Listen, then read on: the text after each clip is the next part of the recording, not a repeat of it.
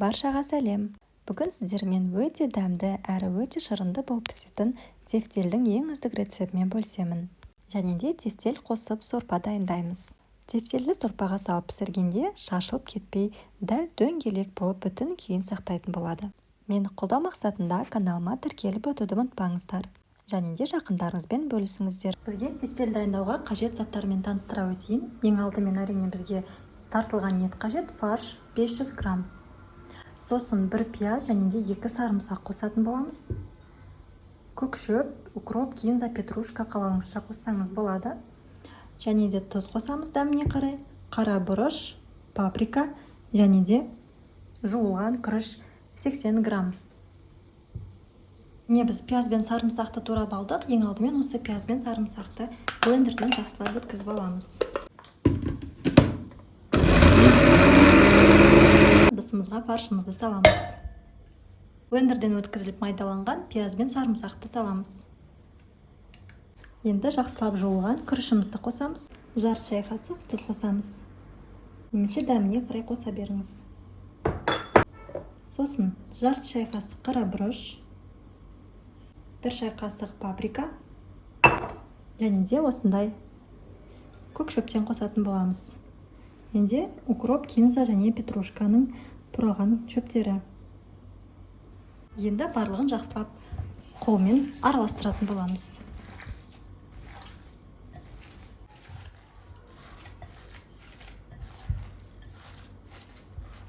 Міне біздің тефтелге начинкамыз дайын.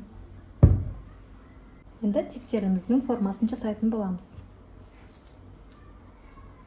Формасы әрине өз қалауыңызша, дегенмен мынандай кішкентай бір бөлігін, шамамен бір жарты ас қасықтай бөлігін алып, 2 қолыңызбен жақсылап қысып, осындай дөңгелек форма жасайтын боламыз. Міне.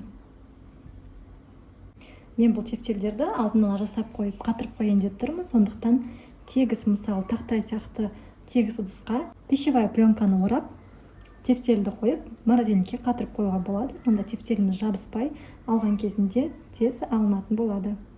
Кейін пакетке салып қойсаңыз болады қатырып. Егер тефтел бөлініп кетеді деп қорқатын болсаңыз, бір жұмыртқа қосып жіберуге де болады. Бірақ жұмыртқа қосқан кезде тығыздау тефтел болып шығады дәмін жеген кезде. Сондықтан мен қоспай істеймін. Қоспай істесе де тефтеліміз шашырап кетпейді. Осындай бүтін болып пісетін болады.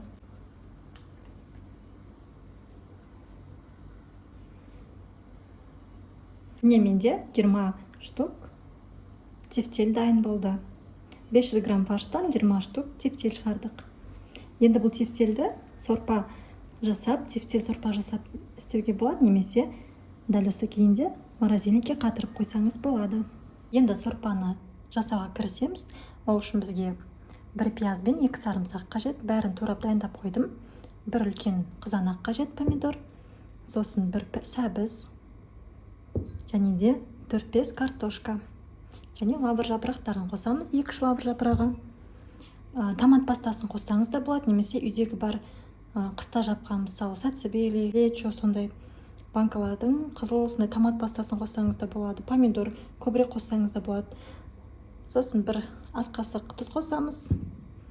Мен агушада босаған банкаға салып қоям приправаларды. Базилик қосамыз, райхан кептірілген.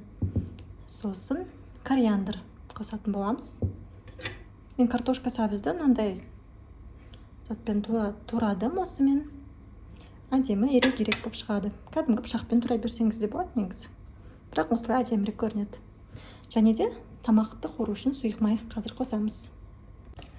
Сорпа дайындайтын ыдысымызды, кастрюлемізді оттың үстіне құямыз. Сосын үстіне сұйық майды құямыз. Шамамен 60-80 мл. Қызып тұрған майға пиязымызды қорып аламыз. Осылай қатты қызып тұрған майға пияз бен сарымсағымызды қорып аламыз. Енді туралған қызанақты саламыз.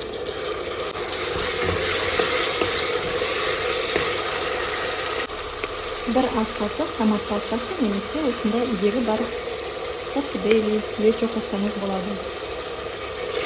Бәрін жақсылап араластырамыз. Сосын туралған сәбіз қосамыз. 1 шай қасық кориандр қосамыз.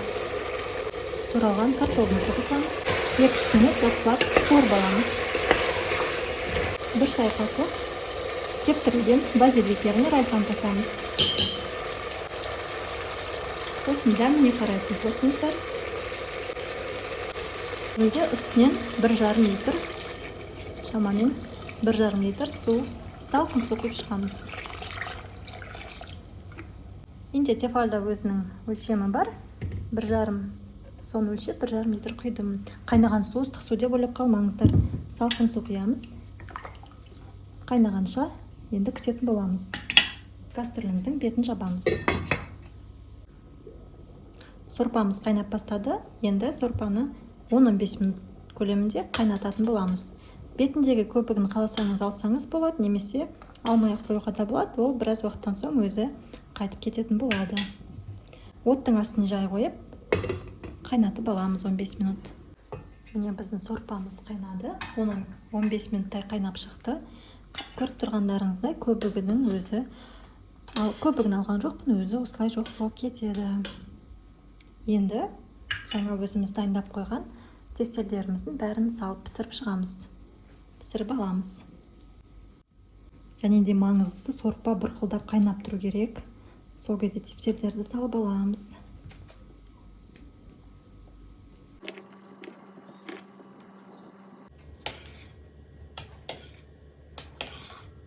Лавр жапырағын қосамыз.